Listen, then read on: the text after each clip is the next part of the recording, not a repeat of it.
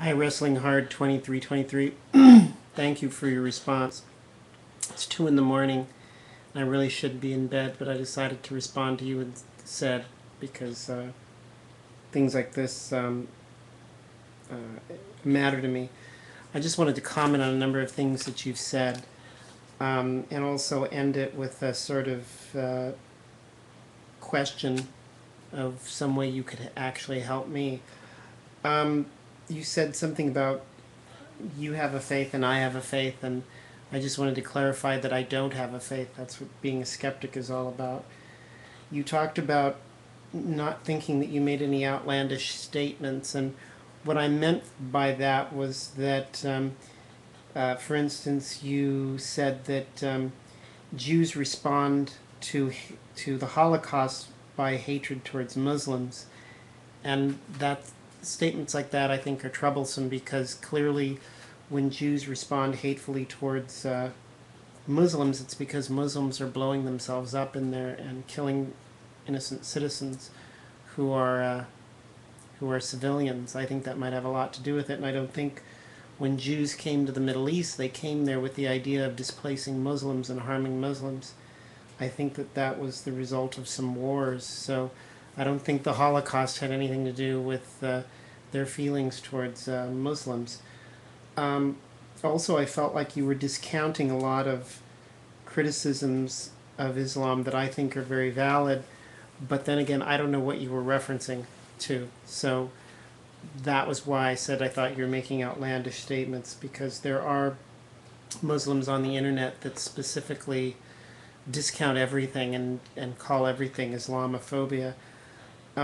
You said that we should hope for peace, and I just want to say that that's kind of a project of mine about how to create understanding between people of different faiths.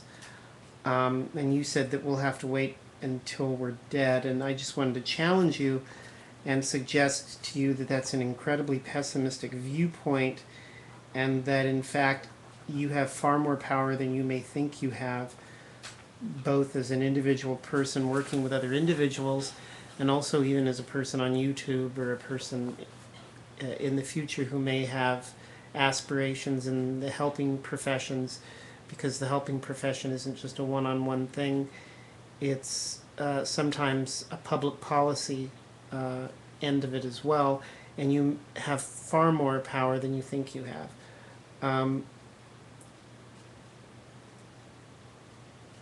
I think that it's really important that we recognize that Islamophobia exists, but also at the same time recognize that criticisms of Islam are appropriate.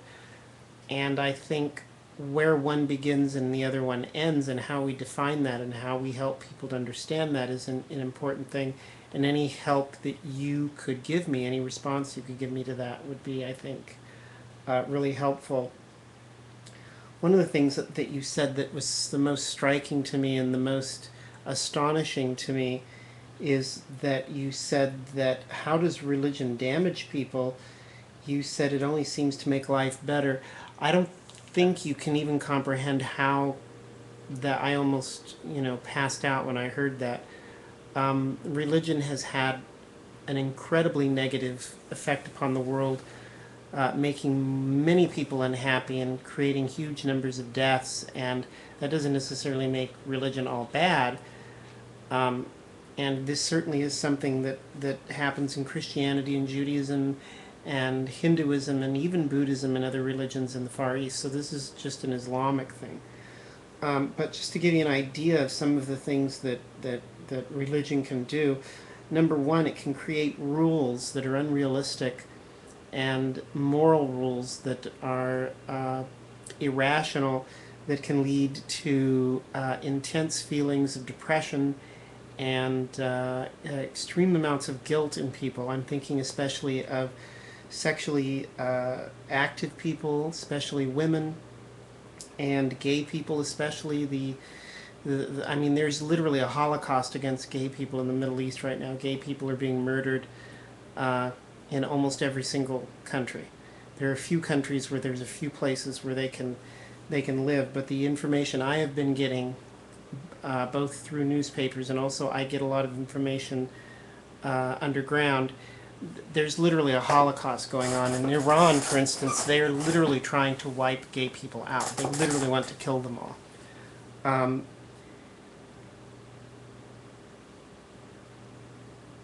I think it's that women who want to be sexually free and people who want to live their lives out sexually and see sexuality before and outside marriage as normal, people who want to live secularly, people who want to be Muslims and then decide that they want to leave the Islam in the same way that people want to leave a church. They frequently get harassed, and in many Muslim countries they even get killed. But the encouragement of the guilt has to affect millions of people. And the fear of damnation and the fear that you're going to burn for all eternity, and think about how cruel that is, burn for all eternity. What kind of loving God would do something like that? And you're teaching this to children. And children who are gay know they're gay at very young ages. People don't understand that. Most people know they're gay about age 3, 4, 5, and they're already being told that they have something about them that if they were ever to act on it, they would go somewhere and burn for all eternity. That's an incredibly sick thing to tell a child, an incredibly damaging thing for the child's development. Religion also discourages science by not encouraging skepticism, but encouraging faith. And faith generally doesn't lead to correct conclusions, and it generally doesn't lead to knowledge of the state of affairs of the world, which is a requirement to solving problems. Once you get faith that certain things are true, and you start acting on that faith, then you're going to be acting on beliefs that are false and not correct to what is true in the world, and you're going to be running under assumptions that are going to lead to even more problems. It also religion encourages people to dive into one religious viewpoint and to eschew all others. And this creates a sort of us group of people and you group of people, and us and a them. It also leads to misunderstandings because people then can't see within the context of other religious traditions. People are not required to learn other religious traditions. Sunday school, you don't learn about Islam, do you? Certainly in Jewish school, you're not going to be taught about Islam. Imagine what would happen if every Christian and Jewish child had to learn about Islam and understand it very, very closely. Do you think there'd be any Islamophobia? I think there'd be a lot less. And the same would be true if all over the Middle East people were taught about Christianity and Judaism. But they won't, because there's this concept of an apostate. They'd be afraid that some people might convert, and some people might. But what would be wrong with that? And we're, again, in the Middle East, we're killing people for being apostates. So much of the religious disagreement that we have in the world and much of the wars that we have in the world are exacerbated and are made incapable of being solved because of the religious overtones that are involved. If there were two Semitic tribes that were trying to take Palestine and they were both Jewish or both Christian or both Muslim, do you think that this civil war and this conflict would have gone on this long? Clearly the reason this has gone on this long is because of the religious ailment or the religious aspect. It's the same thing in Northern Ireland. It's the same thing in the Balkans. It's the same thing between Greece and Turkey. Everywhere you go where there are long involved oppressions that we can't seem to resolve, religion is involved. Even in South Africa, the apartheid was taught from the pulpit.